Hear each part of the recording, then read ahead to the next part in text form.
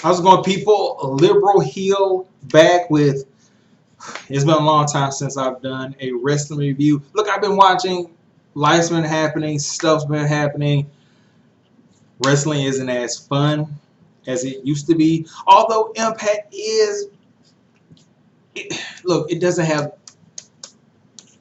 It's not giving me the fix I need. It's not giving me that. I need that juice. It's okay. It's just.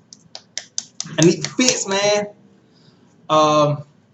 Anyway, let's talk about Impact. So it starts off with the open, the Ken Shamrock Moose. They're setting up for that. Which, regardless how you feel about Moose or Ken Shamrock, at Bound for Glory, that's a match that's gonna have people talking. Ken Shamrock, legend, big name. Moose. How can you go wrong? How could you? Got North and LAX. They're talking about that because LAX is putting up their careers, their Impact careers. And look, I'm gonna say this and I'm gonna say this again. I love how Impact does talent loss. When somebody leaves, hey, you got hit over the head with a brick.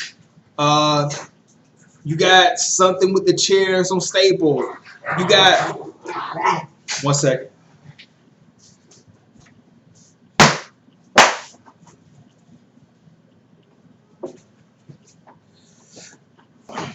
You got anyway, you know how it is. So anyway, we passed that. First match. Jessica Havoc versus Sooyoung. Match ends in disqualification because Sooyoung uses the mist. Havoc, fat, thick. Like, anyway, I don't know how I feel. Like, I can't get over the Havoc tweets about the chicken and the N-word. But then again, Havoc on screen, really great wrestler, great personality, wrestling-wise. Anyway, match was okay. Sooyoung took off her wedding thing, and the crowd went nuts. Even got some cat calls. I don't know if that's a good thing or a bad thing. Anyway, so the feud's not done, which it really shouldn't be. I mean, I like the fact that there are, like, how many women's feuds are there? Like, you got this one, you got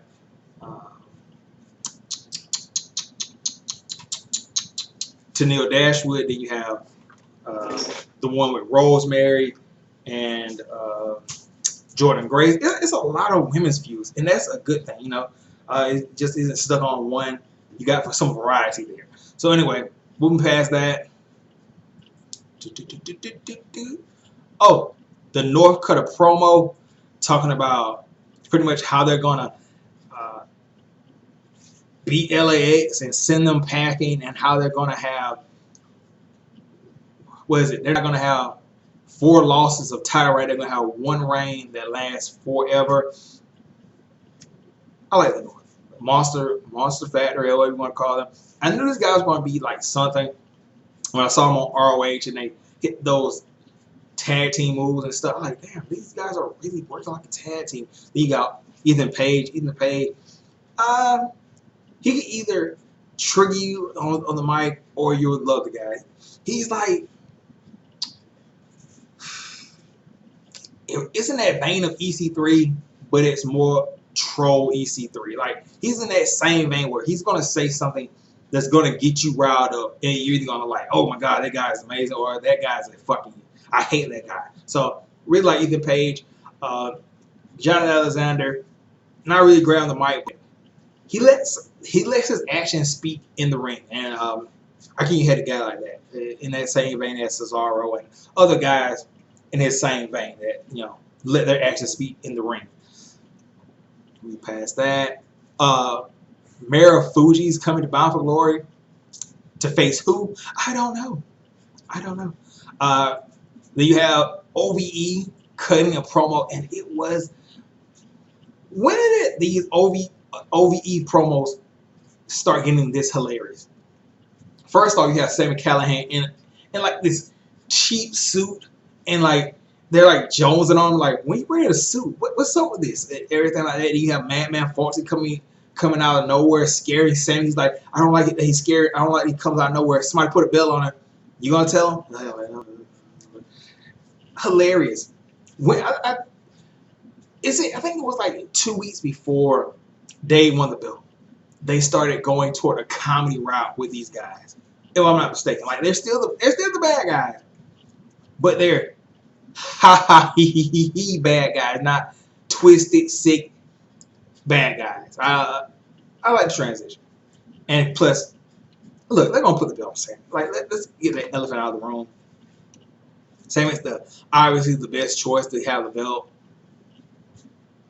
Come on, Brian Cage, he's a good wrestler. Come on, he's been doing nothing with the belt. Let's be honest. Moving forward. Oh, you have Moose versus Fallah Bahh, the tiebreaker. As you all know in this feud, Fallah Bahh beat Moose when Moose came out and attacked Fallah Bahh in street clothes. Fallah Bahh won. Second match, Moose won with the jackhammer. And in this third match, Moose breaks the tiebreaker. And this was a really decent match, man. And I like the way that Don Callis and Josh, they were like emphasizing all throughout the match. Fall's lost all the weight. Fall's lost weight. Fall's lost weight. He's moving amazing. Moving amazing. What happens? Fallah hits that. The Yokozuna splash. It's not going to have the same effect. He's lost weight. That would be like a guy who weighs my size doing the bonsai drop. It's not going to have the same effect as a guy that weighs 300, 320, 400 because there's less weight. I don't even have to explain it. Anyway, Moose ends up winning with the no jackhammer needed spear. And then to add insult to injury, he puts him in the ankle lock, the move that Ken Shamrock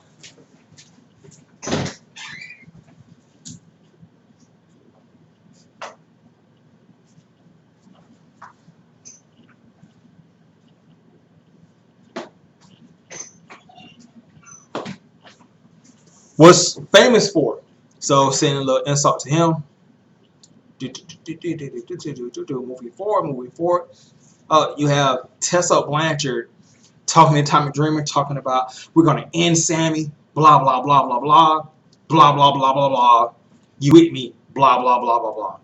So next week is gonna be Sammy Callahan, Jake Chris versus Tommy, Tessa, street fight. I'm with that. You with it? I'm with it. Then you have oh yeah, this was hilarious. First off, you have Eddie talking to his wife, Alyssa. And he's like, look, I'm going to be nice to Ace, you know what I'm saying? I'm not jealous. Oh, yeah. Then all of a sudden, a prostitute or whatever woman or whatever walks up and says, hey, you know, I enjoyed our night. You know, he showed me Kenny, he showed me the penis, blah, blah, blah, blah. And Eddie's like, whoa, whoa, whoa, I don't know what's going on. He gets slapped. Ace Austin walks up. And he's like, Alyssa, what's going on? And she's like, I can't deal with this now. He's like, he tells Eddie, you know what, Eddie? You're a real piece of shit. Look, I knew Ace Austin was that guy. I would think, like, look, he looks like Pete Dunne. They're going to go at Pete Dunne. He's not really going to talk, have a personality. He just, holds up the card and does the stick thing. They're getting into this personality of being a creep, a lowlife, a charlatan, if you will. And you know what? That's a creep musician kind of. Anyway, so moving past for that, you get later on this segment, you get Ace Austin. Like he sees the same woman and he like counts out some bills like good job. And then like Alicia walks up and he's like, hey, Eddie might get down that way, but I'm a one woman man. And he's like, hey, Alyssa, you got a match. Let's walk this way. Anyway, next you have TJP versus Golden Magic. Um, Look, Golden Magic hit like this twisting and splash thing on the outside and landed back at ass first. Like he completely missed TJP. Um, get out. Get out. Stop. Anyway, um, this match was ass. It was ass. Hello. Um, right. Um, I mean, TJP wins with the detonation kick into the knee bar. Just ass. Like, athleticism was okay in this match, but this match was straight booty hole stank. We passed that. Flashback of the week. Who cares about a flashback? But just really. Flashback. Oh, you have this new guy. What was his name? Marco.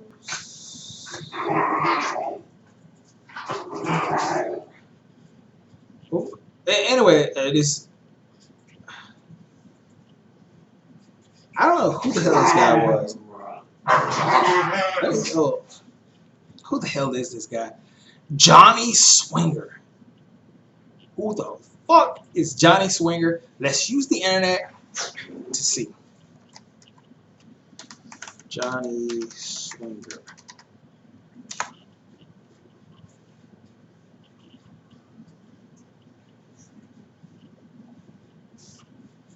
Okay, that's an older guy. I don't think that's the same guy.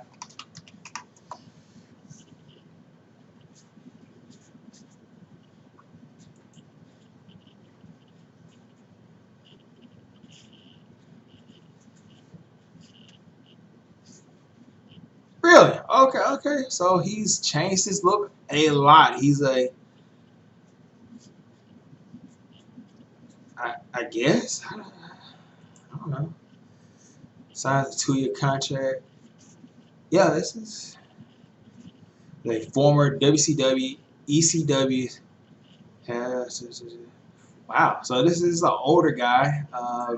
He doesn't look old, but whatever. Next you have Madison Rain and Kiera Hogan coming up to confront Tennille Dashwood while she's getting interviewed by Jimmy Jacobs. Madison puts Kiera Hogan in the match against Tennille. Why? First of all, if you're trying to build up Kiera, Kiera Hogan's improved. But here's the thing. Improvement, she needs to win matches. She just can't be, hey, I'm a bad guy, but I'm also a jobber. Anyway, so yeah, next week we're going to get Tennille versus Kiera. Should be a pretty good match. Moving past that, Rob Van Dam versus Madman Fulton. Okay.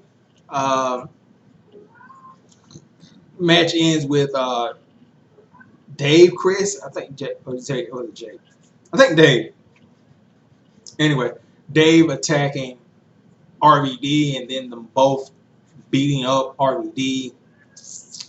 And RVD attacks them both, hits Jake with the 5-star frog splash. Match. You got Madman Fulton just vulgar displays of power, like Rob Van Dam on the ground, him picking up by the throat and just choke slam. Rob Van Dam is Rob Van Dam. Nothing really more needs to be said about that. He was using his moves and the legs to attack Fulton. Yeah, just an okay match. Nothing really special. Then next. Okay, next. Oh, you had I forgot these guys. The Rascals had their segment. They had sent Trey out to get some weed. He didn't get it, so they choked him. And then you had Willie Mack and Rick Swan come in, and they had the weed on them. They had some of that Cali Kush on them. They smoked, and they both talked about keeping their eyes on who won between LAX and the North. So you might get a feud between these guys to lead to who faces the North next. I'm all for that. Ford. Oh, more stuff from the Diener compound. Dieners go fishing. They have the Desert Hit Squad attacks the worms. Gamasing almost falls in the water, but he's a legend, so you know he's not taking any kind of bump like that. Raj falls in the water, segment over. Anyway, oh, you have stop Jordan Grace coming down to the lair of Rosemary, and yeah, pretty much setting up the feud where she tells Rosemary, "Look, don't interfere." And Rosemary's like, "Look, I don't follow orders. I get orders from the shadows. If I want to come, I don't even want to come help, but the shadows command it. It's mysterious." It's also a lot of thickness in this segment. Like, I'm talking about, like, Jordan Grace, what kind of stuff like this? We got anyway. So I'm looking forward to this feud. Yeah, just like I said, a lot of good women's feuds building on Impact. Oh, you have Conan hyping up LAX, talking about how they restarted Impact. They got a name out there. They inspired people. Blah, blah, blah, blah, blah. 5150, crazy person on the loose. And they have a match against the North. It was pretty good. Like, the ending to the match came anticlimactic. Like, it just, like, the North hit their, I don't know what the hell. It's like slingshot, Arn Anderson. What's the Arn Anderson? Backbreaker, spine, but that's it. Slingshot, spine buster, and then Josh hits